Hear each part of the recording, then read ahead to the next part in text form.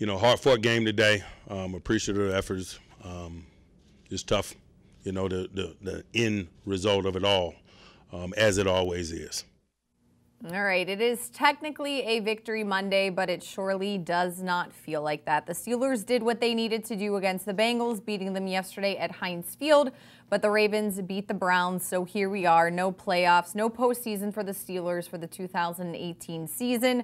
Joining me now to commiserate in our misery is Bob Labriola and Tunch Ilkin, and it feels like a very bad feeling. We've been, I don't want to say spoiled, but the Steelers have been in the playoffs since 2013. That was the last time they missed, and it stinks. Yeah, worst day of the year, yeah. I think.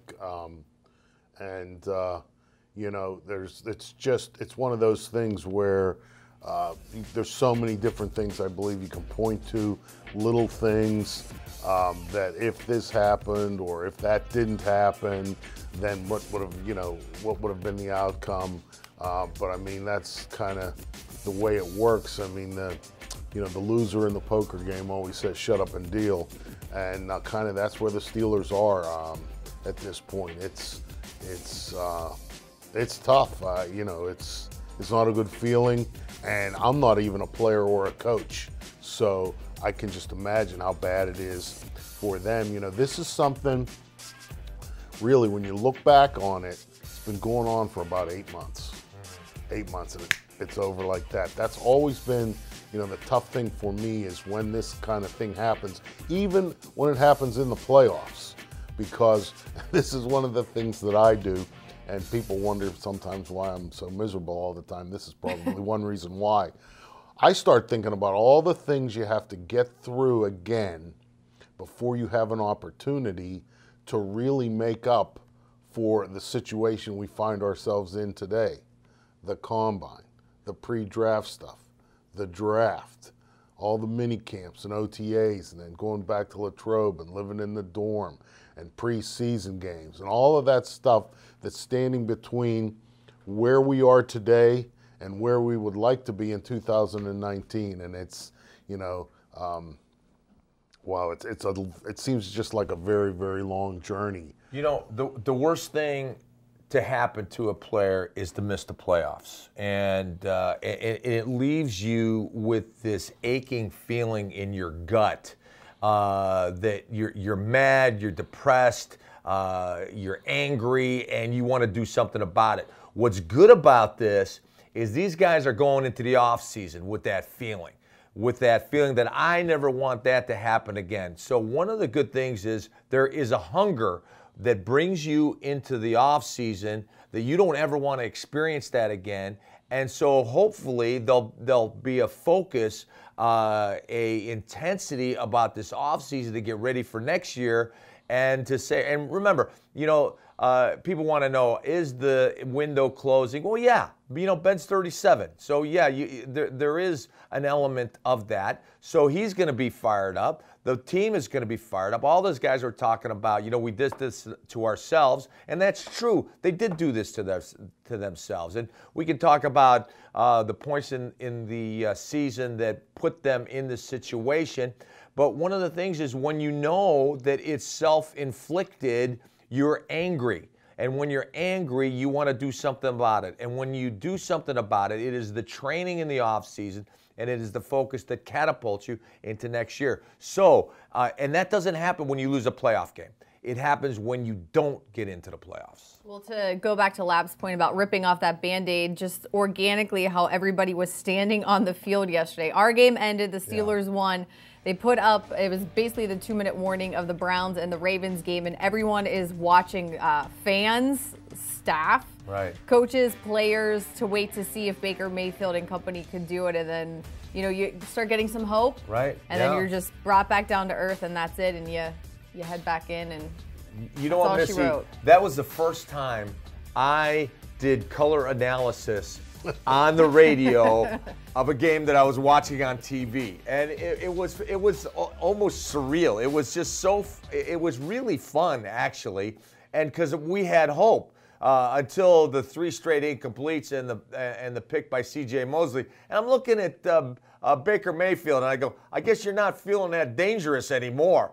Who are you going to stare down now? You're going to go stare down C.J. Mosley or John Harbaugh? The fact that they fell short, I was hoping beyond hope, but expecting the Browns to go into Baltimore and beat the Ravens, I guess that was a little too much of a hope. But I will admit this, that it was fun until the moment he threw the interception to C.J. Mosley. Well, and just, in keeping with the theme of the season, and I think it's appropriate that I'm the one who brings this up, the NFL has said that they hosed the Browns out of a touchdown by blowing a whistle on a fumble that Lamar Jackson made at the 1-yard line, thinking he was going into the end zone for a touchdown, that Jabril Peppers recovered and had a clear path to the end zone. So, hey, there's that too.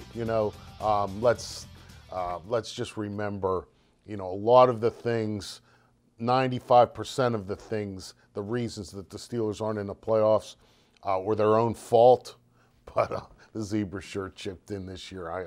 I will never, ever, ever be convinced that wasn't a huge factor. These sounded like Crosby, Stills, and Nash. 99 reasons all in a row, all of them good ones. Anyways, yeah, the officiating this year was terrible. I'm not blaming the fact that the Steelers didn't get the playoffs with the officiating, but the officiating was terrible.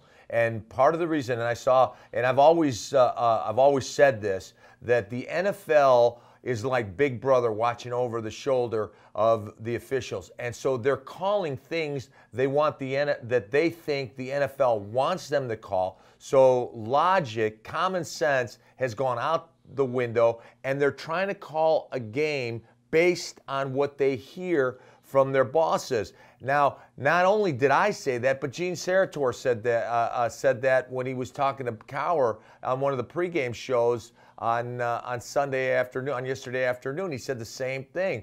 These officials, they are not calling as they see the game. They're calling the plays as they think they see it. So something's got to be done this offseason with the officials. Now, I'm not blaming on it. The Steelers should be in the playoffs. It was by their own self-inflicted wounds that they didn't get there. But I think something has to be done about the officiating in the National Football League. All right, coulda, shoulda, woulda. You talked about that championship window closing. Tunch, just to put it out there, Ben Roethlisberger said he's coming back next year, so we can just stop talking about that. But the championship window is something that Ben was asked about post-game yesterday, so let's take a listen.